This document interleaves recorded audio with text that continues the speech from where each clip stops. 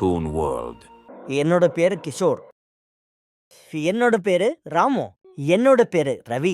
என்னோட பேரு ராகுல். என்னோட பேரு கோகுல். அப்புறம் இது நம்ம அப்பு.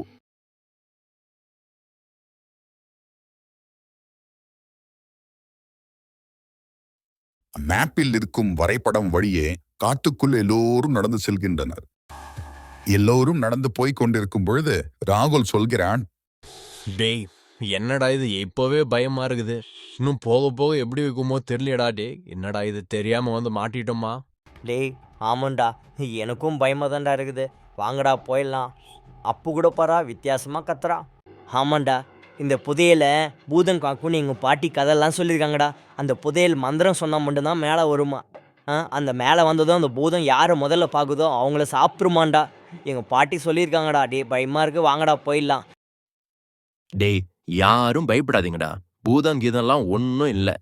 யாரும் இந்த மாதிரி புதையலை தேடி வரக்கூடாதுன்றதுக்காக சுத்தி விட்ட கம்பி கட்டுற கதை தான் இது. வாங்க எல்லாரும் பயப்படாம.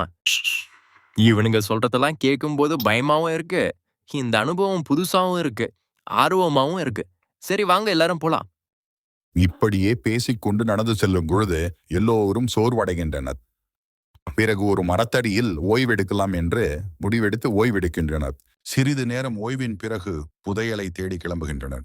அதிக தூரம் நடந்து சென்ற பிறகு புதையல் குறித்த மேப் ஓய்வு எடுத்த இடத்தில் தவறவிட்டது தெரிகிறது. இப்போ இந்த மேப் இல்லாம எப்படிதானே நம்ம புதையலுக்கு போக முடியும்? எப்படி மிஸ் பண்ணனே தெரியலடா. இப்பொழுது எந்த வழியில் போவது என்று குழம்பி இருக்கும் நேரத்தில் ஒரு குரல் கேட்கிறது. எனக்கு என்னமோ சத்தம் எந்த பக்கம்னா வருது. அப்படியே அந்த மர்மமான சத்தத்தை கேட்டு சிறிது தூரம் நடந்து சென்றனர். பிறகு ஒரு மரம் பேசுவதைக் கண்டு அதிர்ச்சி அடைந்து நிற்கின்றனர் அனைவரும்.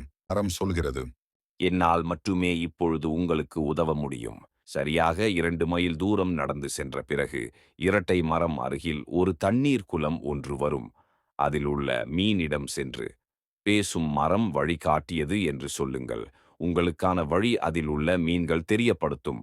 இதுவரைக்கும் இந்த கதை பிடிச்சிருந்தா லைக் பண்ணுங்க, கமெண்ட் பண்ணுங்க, மறக்காம சப்ஸ்கிரைப் பண்ணுங்க. அடுத்த தொடர் வீடியோவில் சந்திக்கலாம். நன்றி.